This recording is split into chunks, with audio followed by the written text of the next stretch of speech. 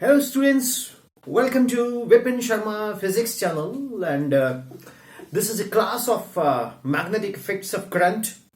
इससे पहले हमने एक इंट्रोडक्शन दी और फिर उसके बाद बायोट-सेवर्ट्स लॉ किया जिसके अंदर हमने आपको बताया कि dv equal to mu naught upon 4 pi vector ideal cross vector r upon r cube into mu naught upon 4 pi. Mu naught upon 4 pi is 10 raised to power minus 7 was its numerical value, and IDL was a current element, and where R is the position vector, and dP the magnetic field which was perpendicular to the plane of the board.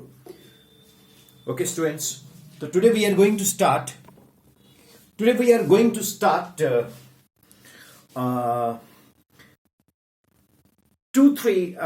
points in this lecture part.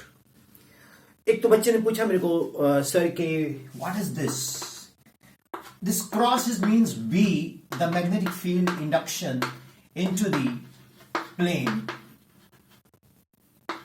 of अब मेरे पास तो board है, मैं board लिखूंगा, आपके पास paper है तो आप पेपर लिखेंगे. कई बार बच्चे क्या करते हैं, vector B is directed towards the plane of the board और लिख रहे हैं वो किसके ऊपर, नोटबुक के ऊपर. तो आपने ऐसा नहीं करना, that is directed to the plane of the paper.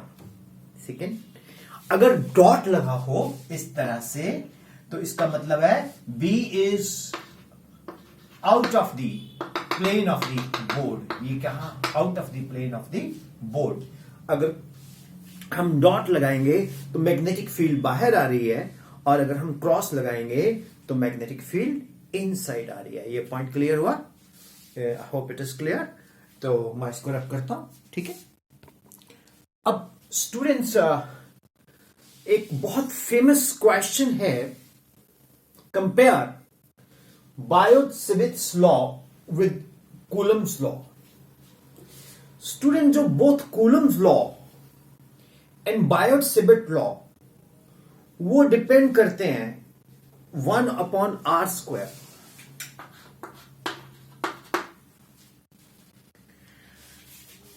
What is R here? R is the distance. Coulomb's law deals with two charges. अगर हम कूलम की बात करें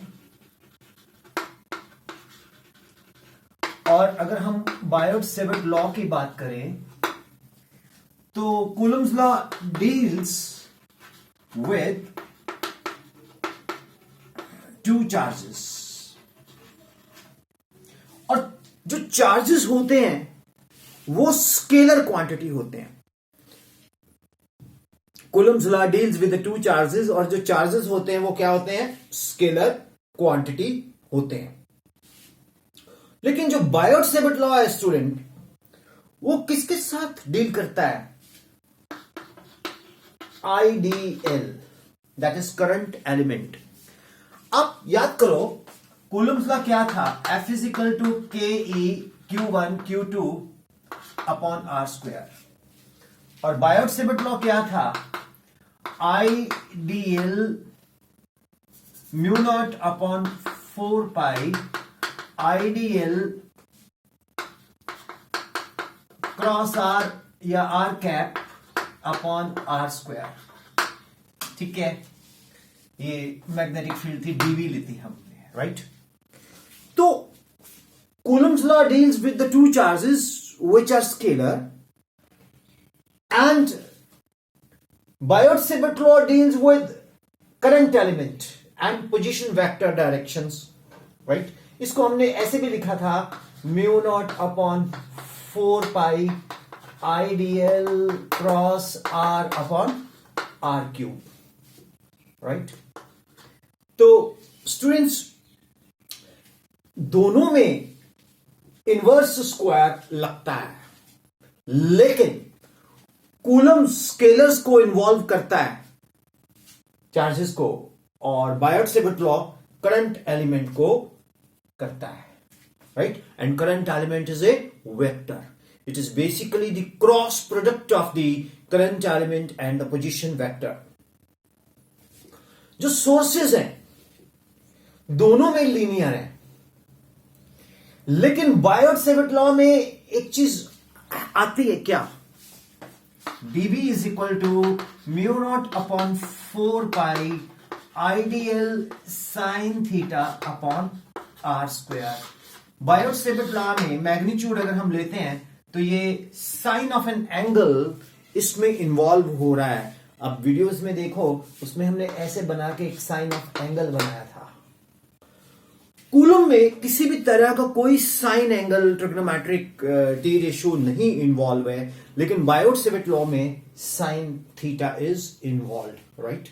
ओके, तो जो बायोट-सेवर्ट लॉ है उसमें current element and displacement vector दो चीजें हम यूज करते हैं. जहां हम बात करें कूलम्स की, उसके अंदर हम लोग सिर्फ दो चार्जेस एंड उनके बीच का डिस्टेंस या डिस्प्लेसमेंट उनके बीच में वो हम कंसिडर करते हैं. कूलम्स लॉ डिपेंड नहीं करता एंगल के ऊपर, whereas Biot Savart law depend करता है एंगल के ऊपर. तो ये एक डिफरेंस है. ये कभी कभी क्वेश्चन सीबीएसई में आया है कि differentiate, how will you compare Coulomb's law with Biot-Savart law, right?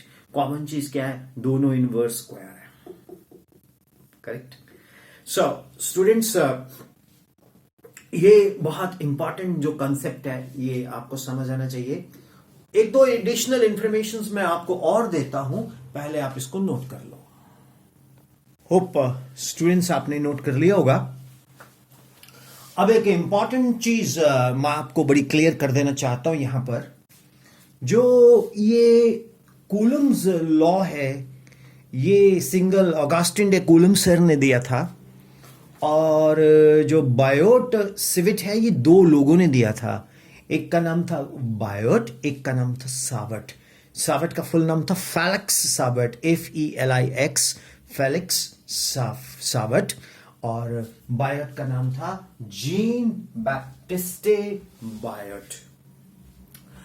एक फेलिक्स सावर्ट, एक gene Baptiste Savart. Gene Baptiste Biot sorry, and दूसरा था फेलिक्स सावर्ट. और जो ये बायोट-सेवर्ट लॉ है ये एक्सपेरिमेंटली हम इसको वर्कआउट कर सकते हैं, और it is basically applicable to infinitesimally small current element. However, it was applicable to large also by just integrating we use it, so it can be extended to that also. तो जो mu naught upon 4 पाई उसका value होता है 10 to raise power -7. Tesla, my favourite scientist, tesla metre inverse, metre ampere inverse, right? So ये एक additional information थी. अभी एक बच्चा, मैं जब पीछे राउंड में गया था तो एक बच्चे ने मुझे पूछा कि सर जो इंटेंसिटी ऑफ मैग्नेटिक फील्ड है क्या ये कंडक्टर के ऊपर भी होती है? यार मेरे को फिर ये रब करना पड़ेगा, हैं जी? आप क्वेश्चन ही लिख लो. Write on. What is the intensity of magnetic field at any point on a thin conductor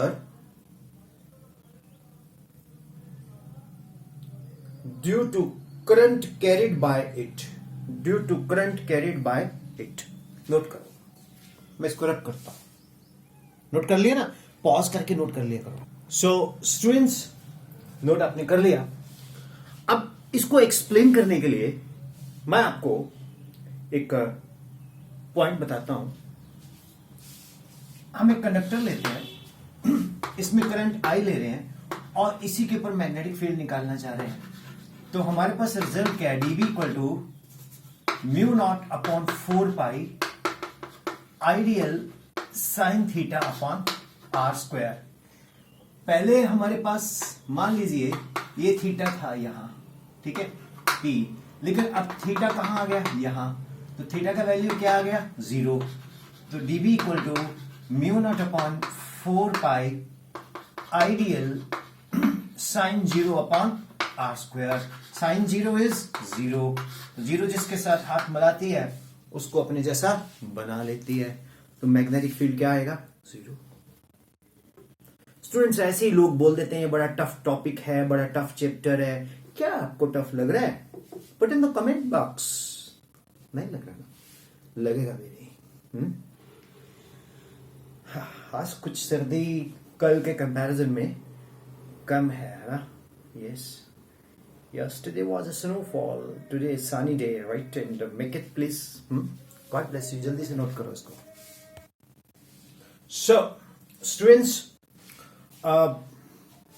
magnetic field will be 0 at any point on the conductor. It is always 0 on the conductor. Students, ये जो mu naught upon 4 pi है ना, basically ये है 10 raised to power -7 and its unit is tesla metre inverse. आपको एक तरीका बताते हैं, जैसे dV mu naught upon 4 pi I dl upon R square, ठीक है, राइट, ठीक है ना। तो यहां ये म्यू नॉट अपॉन 4 पाई है, तो mu naught upon 4 pi dV into R square upon I into dl। dV कौन है, टेस्ला, आई कौन है, एम्पियर, आर कौन है, मीटर स्क्वायर, dl कौन है, मीटर। तो ये क्या बन गया, टेस्ला मीटर एम्पियर इनवर्स। तो ये इसका डायमेंशंस आ गया, ठीक है। तो म्यू नॉट अपॉन 4 पाई का वैल्यू कितना है, 4। Mu naught upon 4 pi is 10 to raise power -7। तो यूनिट क्या आ गया, tesla metre ampere inverse. So this is all for this third lecture on magnetic effects of current. And आप मुझे बताइए कितना कूल काम फिजिक्स मैं कोशिश करता हूं आपको देने की। और स्टूडेंट्स हवा मत बनाइए, फिजिक्स इतनी टफ नहीं है। ये टफ मालूम है कब लगती है, जब हम अपने सिलेबस से बाहर निकलते हैं और हम रिसर्च में चले जाते हैं। रिसर्च में भी जाइए, उसके लिए अलग से 2 घंटे अपने रख लो, लेकिन हमने बोर्ड में भी तो अच्छा करना है ना। Yes, so all the best, note it down.